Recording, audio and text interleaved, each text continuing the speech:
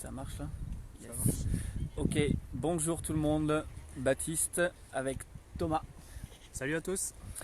Thomas qui va nous partager son expérience de coaching avec moi. On vient de terminer là, un accompagnement de 3 mois. On a passé toute la matinée ensemble et mangé ensemble. Et il me fait le plaisir de partager son expérience avec moi et avec vous. Merci Thomas. Avec plaisir. Tu veux que je partage quelque chose en particulier, une vision générale pour commencer? On veut tout savoir, tout. Ok, ok. Alors, Comment ça s'est passé le coaching pour toi? comment ça s'est passé? Très bien, parce que on s'est vu régulièrement, on s'est vu au moins une fois par semaine. Il y a eu des fois où on s'est vu un peu plus longtemps. Il y a eu des échanges par téléphone, par visioconférence. On se voit là physiquement, donc ça fait différents formats, et puis l'énergie est différente, on reçoit les choses différemment. Voilà, donc forcément sur 3 mois, ne serait-ce qu'à raison d'une fois par semaine, ça fait déjà beaucoup de matière. Puis il y a des exercices aussi selon les séances à faire de notre côté, enfin en tout cas moi des exercices que j'ai eu à faire de mon côté. Et je pense que c'est ça aussi le but d'un coaching, c'est pas juste moi je pose ma demande et puis Baptiste est là pour y répondre, au contraire il est plus là pour me challenger, me ramener à moi-même, que je trouve moi-même les réponses à mes questions.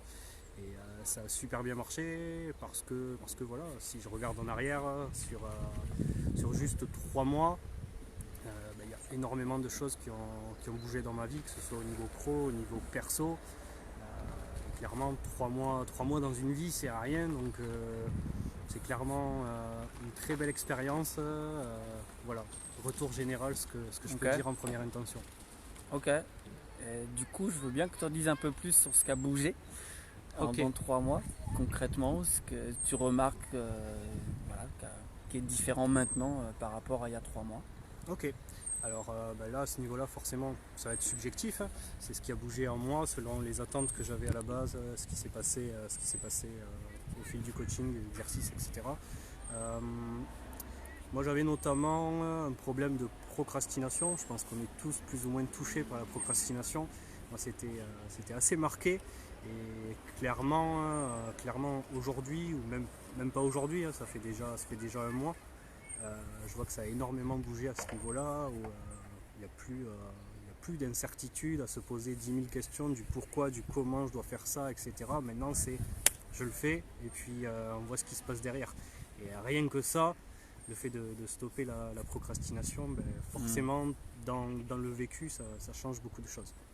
Ok. Et c'était la procrastination liée à ton travail principalement ou dans des choses de la vie en général Euh, Ça me posait principalement problème vis-à-vis du business, vis-à-vis du travail, forcément.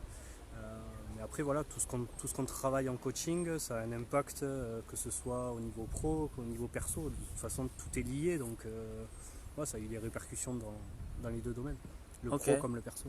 Ok, donc toi, dis-nous ce que tu fais rapidement comme activité. Alors, moi, je fais du marketing relationnel. Donc voilà, je pense que vous connaissez les entreprises style Tupperware, où on vend des boîtes en plastique par le biais de réunions, etc. Voilà, moi je fais cette activité dans le domaine du voyage. Ok.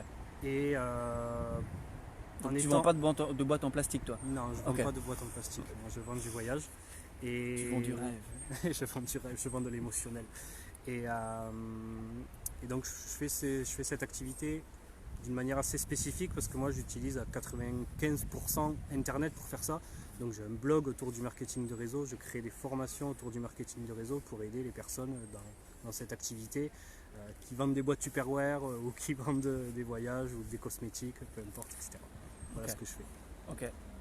Ok, et du coup, le travail qu'on a fait ensemble là, est-ce que tu as vu des répercussions dans ton business à toi? Oui, bah oui, forcément, j'ai eu des répercussions sur mon business, que ce soit dans mon propre rôle, dans mes activités au quotidien qui ne touchent que moi. Donc là, comme je disais, je fais du blogging, je fais de l'infoprenariat, etc. Donc ça ne dépend que de moi. Donc ça, il y a beaucoup de choses qui ont bougé à ce niveau-là. Puis après, dans ma casquette de leader, de manager d'équipe en marketing de réseau, ça a eu un impact aussi en rapport avec les autres. Ok, tu peux nous en dire un peu plus là-dessus? Moi, ça m'intéresse bien. Ok, d'être plus direct, on va dire, j'avais tendance avant à essayer d'arrondir les angles avant de demander réellement ce que je voulais. Maintenant, je vais être plus direct, et cela à la fois en gardant à l'esprit que voilà, chacun est humain, chacun a ses failles, et je pense que j'ai obtenu aussi plus de compréhension vis-à-vis du fonctionnement de chacun. Voilà, c'est toujours en travaillant sur soi, on comprend mieux aussi les autres. Donc ça m'a aidé en ça aussi. Et étant donné que moi, je suis dans un cœur de métier où l'humain est au centre, forcément c'est aidant, quoi.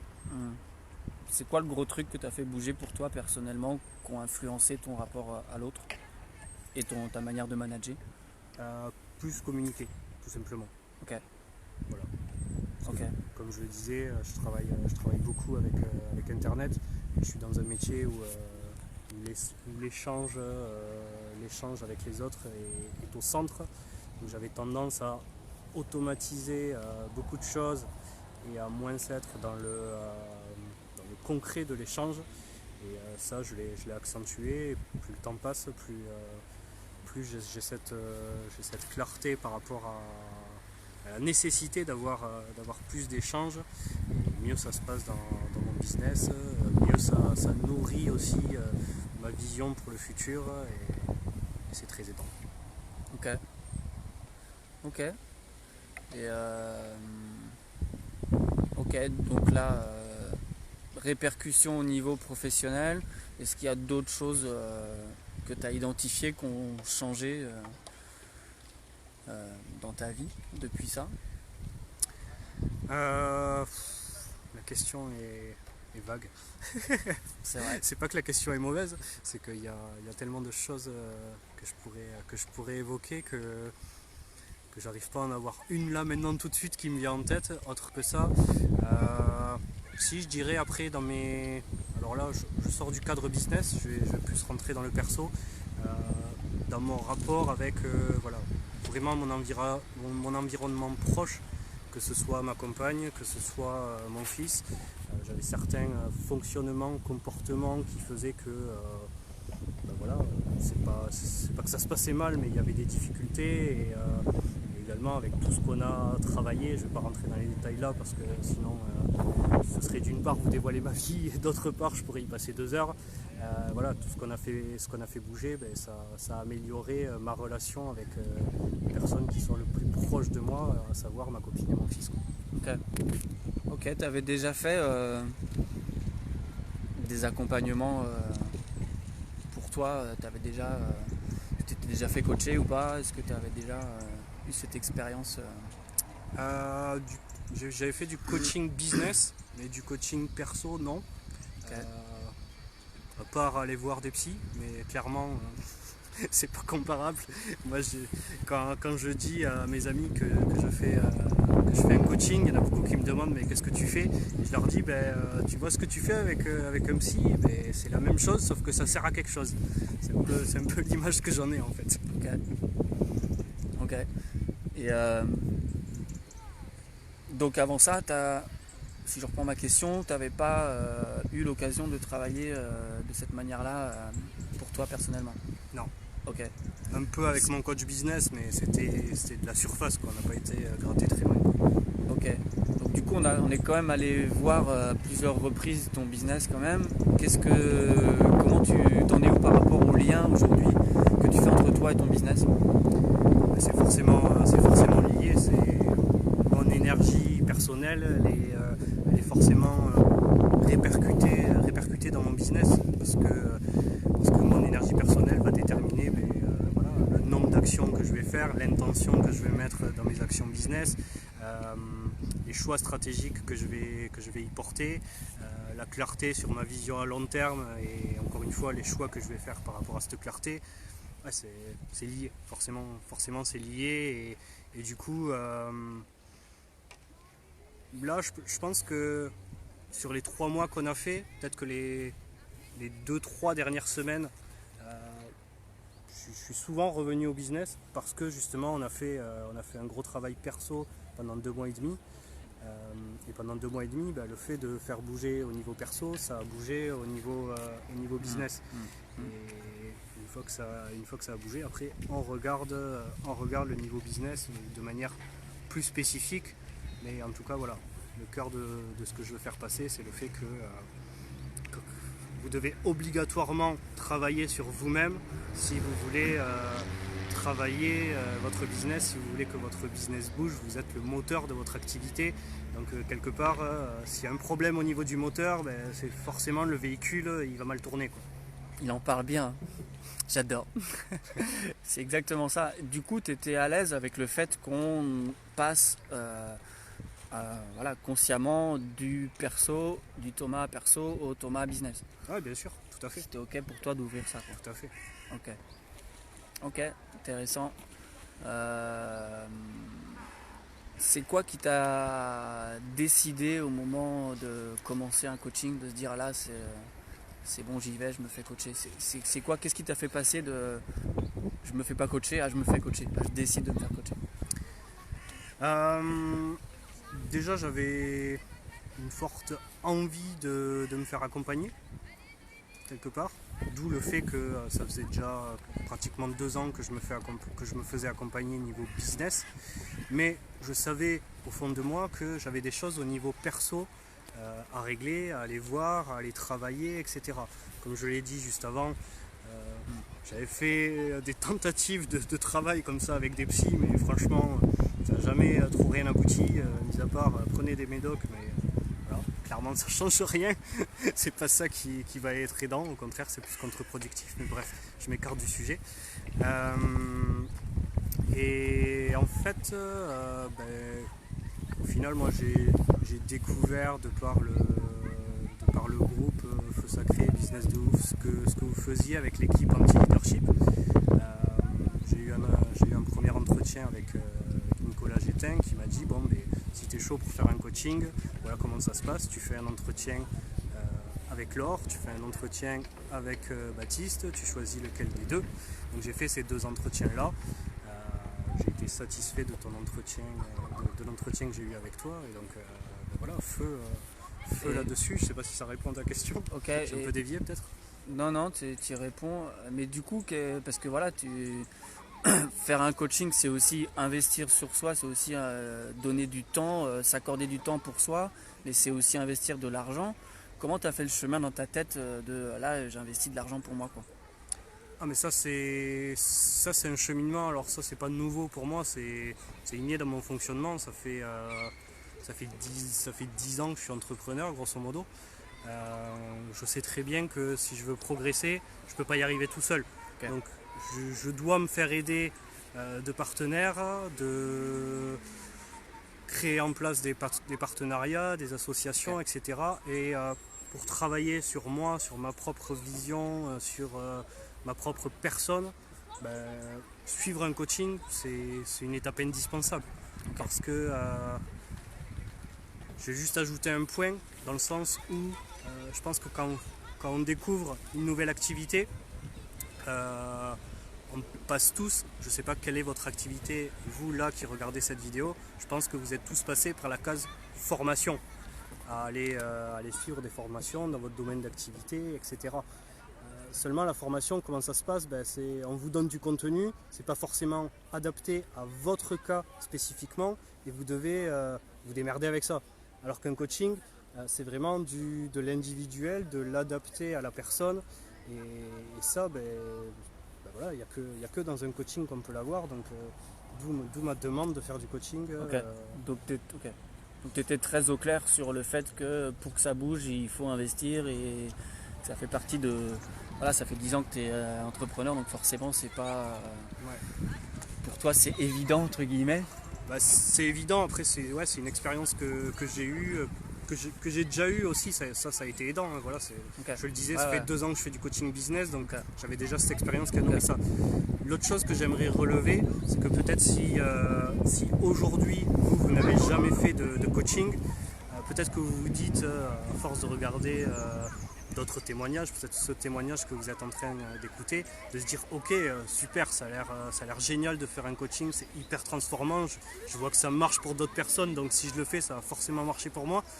Mais peut-être que vous avez un blocage au niveau financier, de vous dire waouh, ça représente telle somme, est-ce que je suis prêt à investir ça pour mon business, est-ce que ça vaut réellement le coup, etc.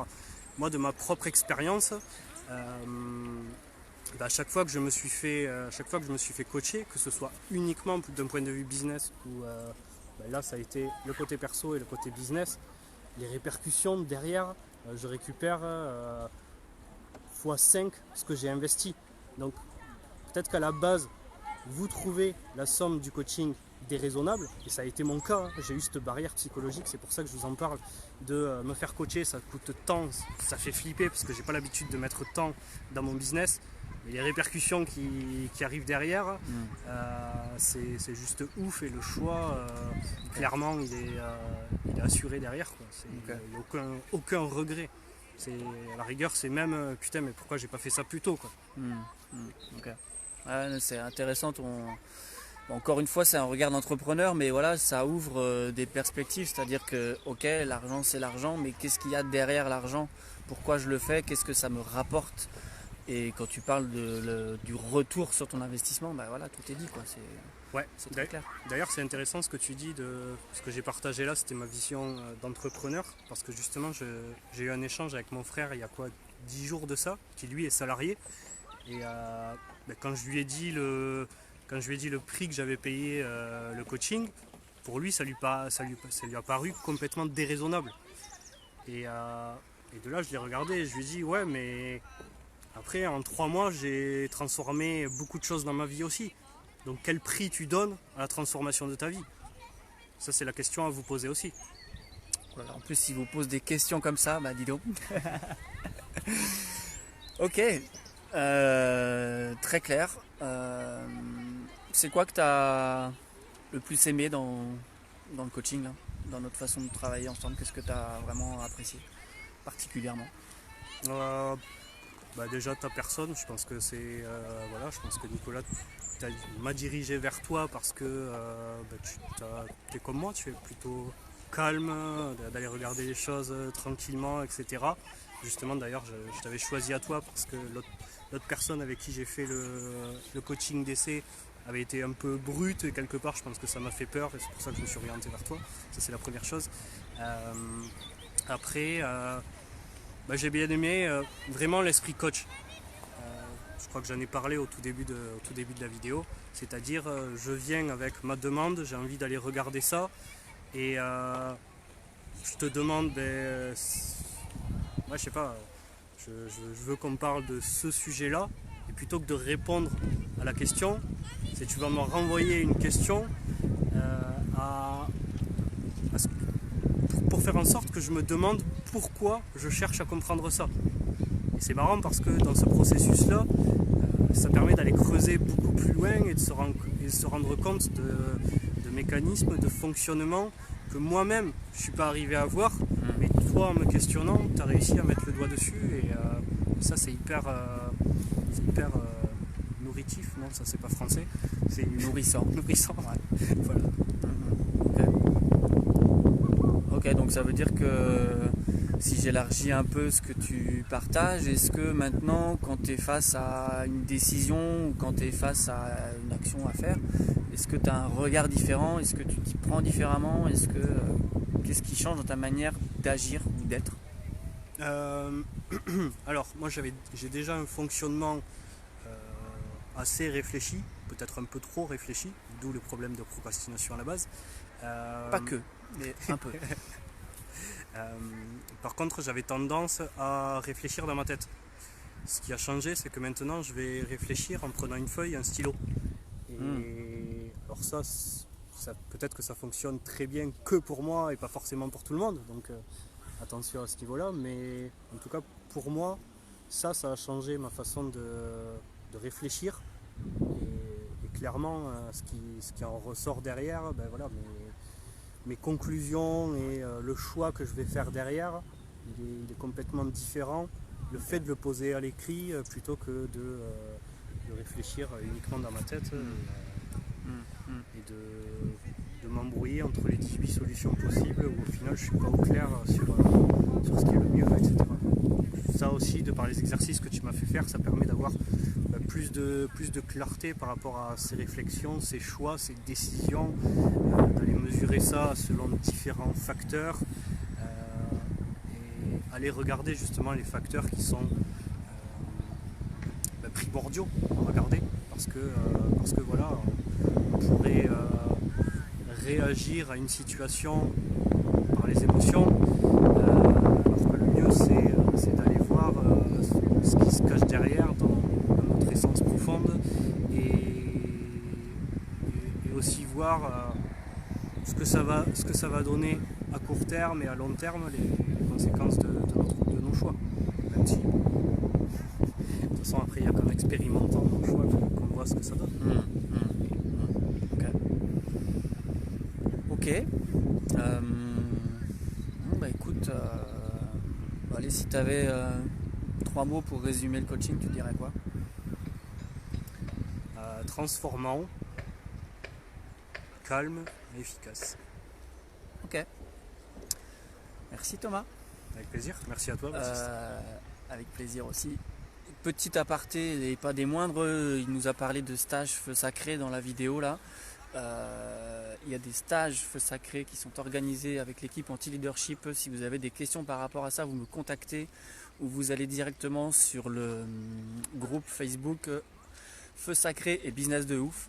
Vous tapez sur Facebook Feu Sacré et Business de Ouf. Vous m'y retrouverez avec mes chers collègues et amis, coachs et compagnie. Yes.